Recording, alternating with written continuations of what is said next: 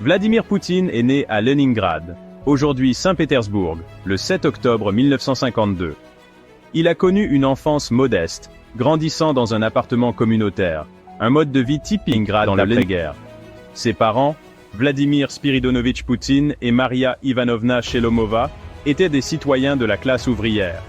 Son père était ouvrier d'usine et vétéran de la Seconde Guerre mondiale, ayant servi dans la marine soviétique. Sa mère a occupé divers emplois, notamment dans des usines et comme femme de ménage. L'éducation de Poutine a commencé à l'école numéro 193, où il a montré un intérêt précoce pour le sport, en particulier le judo et le sambo, un art martial soviétique. Ces activités lui ont inculqué un sens de la discipline et de la compétition qui caractériserait plus tard son style de leadership. Après avoir terminé ses études primaires, Poutine a fréquenté l'Université d'État de Leningrad, l'une des institutions les plus prestigieuses de Russie. À l'université, Poutine a choisi d'étudier le droit, une décision qui allait façonner sa future carrière. Il a excellé dans ses études, démontrant une intelligence vive et une compréhension approfondie des principes juridiques. Pendant cette période, il a également rejoint le Parti communiste, une pratique courante pour les jeunes ambitieux de l'Union soviétique. Cette initiative lui a fourni de précieuses relations et un aperçu du fonctionnement du système politique soviétique. En 1975, Poutine obtient son diplôme de droit à l'Université d'État de Leningrad. Ses réalisations académiques, combinées à son affiliation au parti, lui ont ouvert la voie à une carrière prometteuse. Cependant, les ambitions de Poutine allaient au-delà de la salle d'audience. Il avait déjà jeté son dévolu sur une voie différente, une voie qui le mènerait au cœur du pouvoir soviétique, le KGB. Le KGB, le principal service de sécurité de l'Union soviétique, était auréolé de mystère et de pouvoir. Il était responsable du renseignement, du contre-espionnage et de la sécurité intérieure, ce qui en faisait un instrument crucial du contrôle soviétique. Rejoindre le KGB était un processus hautement sélectif, exigeant des compétences exceptionnelles, de la loyauté et de la discrétion. La formation juridique de Poutine et sa maîtrise de l'allemand ont fait de lui un candidat idéal pour la branche du renseignement extérieur du KGB. Après avoir suivi un entraînement rigoureux, il a été affecté à la première direction générale, où il s'est spécialisé dans les pays germanophones. Son travail consistait à analyser les rapports de renseignement, à recruter des agents et à effectuer de la surveillance. La carrière de Poutine au KGB l'a mené à Dresde, en Allemagne de l'Est, où il a servi comme officier de renseignement sous couverture diplomatique. Ce poste, bien qu'apparemment banal, lui a fourni une expérience précieuse dans les opérations clandestines et la navigation dans les complexités des relations internationales. Il a été témoin direct des tensions croissantes entre l'Union soviétique et l'Occident, ainsi que des luttes internes au sein du bloc soviétique. La chute du mur de Berlin en 1989 et l'effondrement subséquent de l'Union soviétique en 1991 ont eu un impact profond sur la vie et la carrière de Poutine. Avec la dissolution du KGB, il s'est retrouvé à la croisée des chemins, son avenir incertain dans un monde en rapide mutation. Cependant, la formation de Poutine au KGB l'avait doté d'un ensemble unique de compétences: adaptabilité, résilience et compréhension profonde des dynamiques du pouvoir, qui se révéleraient inestimables dans les années turbulentes à venir.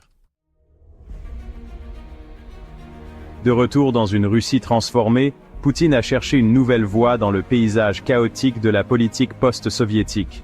Il est retourné dans sa ville natale, aujourd'hui Saint-Pétersbourg, et a renoué avec Anatoly Sobchak, un ancien professeur de droit devenu maire de la ville. Impressionné par le passé de Poutine au KGB et ses compétences administratives, Sobchak lui a offert un poste au sein du gouvernement de la ville. Le rôle de Poutine dans l'administration de Saint-Pétersbourg s'est concentré sur les relations extérieures et l'attraction des investissements étrangers. Il s'est avéré être un opérateur très efficace, naviguant dans la bureaucratie complexe et établissant des relations avec des entreprises internationales. Son expérience au KGB lui avait appris l'importance de la discrétion et de la loyauté, des qualités qui ont fait de lui un assistant de confiance pour Sobchak. À mesure que l'influence de Poutine grandissait, sa réputation d'efficacité et de fermeté le précédait. Il était connu pour sa capacité à faire avancer les choses, même si cela impliquait de contourner les règles ou de faire taire l'opposition. Cette approche, bien qu'efficace à court terme, a soulevé des inquiétudes quant à son engagement envers les principes démocratiques et l'état de droit. En 1996, Sobchak a perdu sa candidature à la réélection, un revers qui aurait pu mettre fin à la carrière politique de Poutine. Cependant, sa loyauté envers Sobchak et son réseau croissant de relations à Moscou l'ont protégé des retombées. On lui a rapidement offert un poste dans l'administration présidentielle de Boris Eltsine, marquant son entrée dans les plus hautes sphères du pouvoir russe.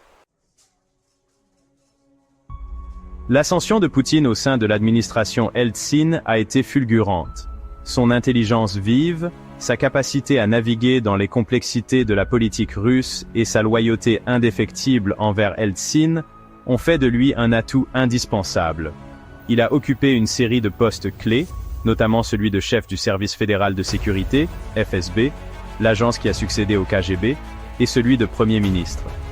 En tant que Premier ministre, Poutine a été confronté à la tâche ardue de stabiliser l'économie russe, qui était en état de crise après l'effondrement de l'Union soviétique. Il a mis en œuvre une série de réformes visant à freiner l'inflation, à attirer les investissements étrangers et à restaurer la confiance du public. Bien que ces réformes aient eu des résultats mitigés, elles ont démontré la détermination de Poutine et sa volonté de relever des défis difficiles. En août 1999, Eltsine a annoncé à la surprise générale sa démission de la présidence avec effet immédiat. En vertu de la constitution russe, Poutine, en tant que Premier ministre, est devenu président par intérim. Cet événement inattendu a propulsé Poutine sous les feux de la rampe mondiale et a préparé le terrain pour son ascension remarquable au pouvoir. Lors de l'élection présidentielle suivante, qui s'est tenue en mars 2000, Poutine a remporté une victoire convaincante, obtenant 53% des voix. Sa campagne avait misé sur son image de leader fort et décisif, capable de restaurer l'ordre et la stabilité en Russie. Sa victoire a marqué le début d'une nouvelle ère pour la Russie, une ère qui serait définie par le style autoritaire unique de Poutine et sa poursuite d'une politique étrangère plus affirmée. Section 5. Consolidation du pouvoir. Les oligarques et au-delà. Dès son accession à la présidence, Poutine a agi rapidement pour consolider son pouvoir et remodeler le paysage politique russe. Il a reconnu que le pouvoir incontrôlé des oligarques, un petit groupe d'hommes d'affaires riches qui avaient amassé des fortunes considérables pendant la privatisation chaotique des biens de l'État dans les années 1990, constituait une menace pour son autorité. La stratégie de Poutine pour gérer les oligarques était double, la cooptation et la coercition. Il leur a offert un marché, se tenir à l'écart de la politique et soutenir son gouvernement, et ils pourraient conserver leurs richesses. Ceux qui ont refusé d'obtempérer, comme Mikhail Khodorkovsky, autrefois l'homme le plus riche de Russie, ont subi toute la force de l'État. Khodorkovsky a été arrêté pour fraude fiscale et escroquerie, sa compagnie pétrolière, Yukos, a été démantelée et il a passé une décennie en prison. Le message aux oligarques était clair, Poutine était aux commandes, et leur richesse et leur influence dépendaient de sa bonne volonté. Cette répression contre les oligarques, bien que populaire auprès de nombreux Russes qui leur reprochaient leur richesse et leur influence excessive, a soulevé des inquiétudes quant à l'érosion de l'état de droit et de l'indépendance du pouvoir judiciaire. La consolidation du pouvoir par Poutine s'est étendue au-delà des oligarques.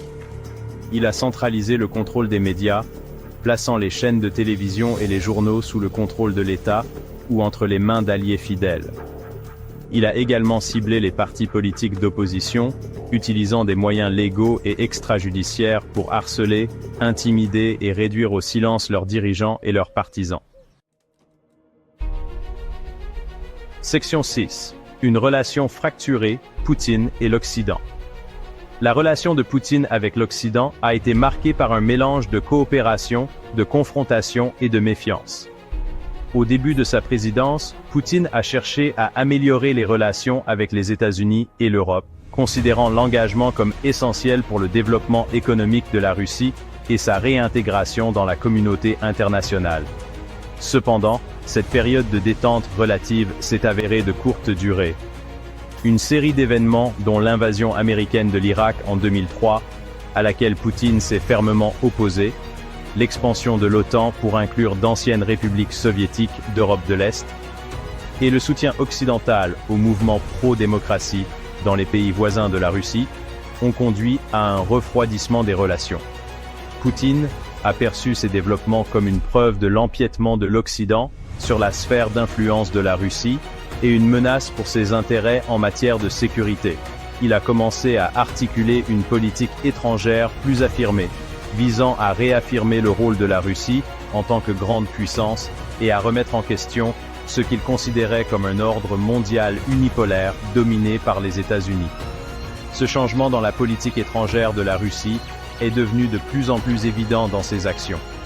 En 2008, la Russie est intervenue militairement en Géorgie, une ancienne république soviétique, après une brève guerre entre les forces géorgiennes et les séparatistes de la région sécessionniste d'Ossétie du Sud. Cette intervention, bien que limitée dans sa portée, a envoyé un message clair à l'Occident. La Russie était prête à utiliser la force militaire pour défendre ses intérêts dans les pays voisins. Section 7. Faire taire la dissidence, maintenir le contrôle. Alors que Poutine consolidait son pouvoir et menait une politique étrangère plus affirmée, il était confronté à une dissidence croissante dans son pays. Les partis politiques d'opposition, les groupes de défense des droits de l'homme et les journalistes indépendants ont critiqué ses tendances autoritaires, sa répression de la dissidence et sa gestion de l'économie. Poutine a réagi à ces défis par un mélange de répression et de propagande. Il a renforcé les restrictions à la liberté d'expression et de réunion, rendant de plus en plus difficile pour les groupes d'opposition de s'organiser et d'exprimer leur point de vue. Il a également utilisé les médias contrôlés par l'État pour diffuser son message et discréditer ses opposants, les décrivant comme des marionnettes de l'Occident ou des menaces pour la sécurité nationale.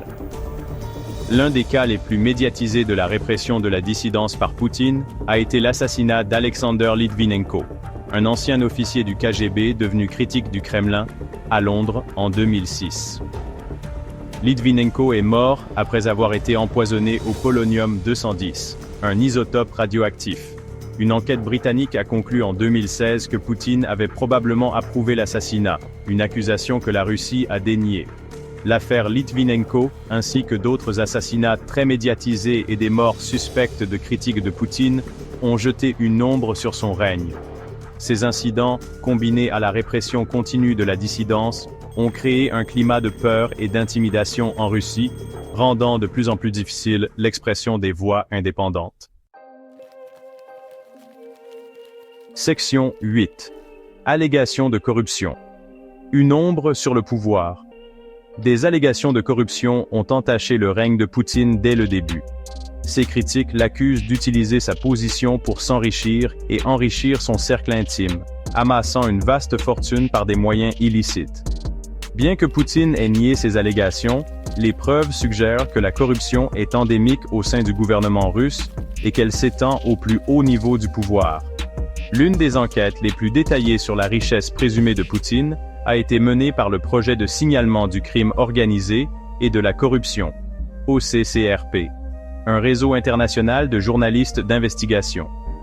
Leur enquête, publiée en 2016, a conclu que Poutine contrôle effectivement un réseau de personnes et d'entreprises d'une valeur estimée à 40 milliards de dollars. L'enquête de l'OCCRP a révélé que la richesse de Poutine est cachée derrière un réseau complexe de sociétés écrans, de comptes offshore et de prête-noms. L'enquête a allégué que les associés de Poutine, y compris des amis d'enfance et d'anciens collègues du KGB, ont bénéficié de son patronage, obtenant des contrats d'État lucratifs et acquérant des actifs de valeur à des prix inférieurs à ceux du marché. Ces allégations de corruption, bien que difficiles à prouver définitivement, ont terni l'image de Poutine et alimenté le ressentiment parmi les Russes ordinaires. La perception qu'une petite élite s'enrichit aux dépens du pays a contribué à un sentiment de cynisme et de désillusion au sein de la population. Section 9. L'héritage de Poutine. Une figure complexe sur la scène mondiale. L'héritage de Vladimir Poutine est complexe et controversé. Il restera dans les mémoires comme le dirigeant qui a restauré la stabilité en Russie après le chaos des années 1990, présidant à une reprise économique et réaffirmant le rôle de la Russie comme un acteur majeur sur la scène mondiale. Cependant, son règne a également été marqué par l'autoritarisme, la corruption et une répression brutale de la dissidence. Les partisans de Poutine le considèrent comme un leader fort et décisif qui a restauré la fierté nationale et tenu tête à l'Occident. Ils le créditent d'avoir ramené l'ordre en Russie, relancé l'économie et restauré la position internationale du pays. Ils soulignent ses taux d'approbation élevés, qui sont restés constamment au-dessus de 60% tout au long de sa présidence, comme preuve de sa popularité durable. Les critiques de Poutine brossent un tableau très différent. Ils le considèrent comme un autocrate, qui a démantelé les institutions démocratiques, réduit au silence l'opposition et plongé la Russie dans l'isolement international. Ils l'accusent de corruption, de violation des droits de l'homme et de bellicisme, citant ses actions en Ukraine, en Syrie et ailleurs comme preuve de ses ambitions expansionnistes. L'héritage de Poutine sera probablement débattu pendant des décennies. C'est un personnage qui défie les catégorisations faciles, un leader complexe et contradictoire qui a laissé une marque indélébile sur la Russie et le monde. Seul le temps dira comment son règne sera jugé par l'histoire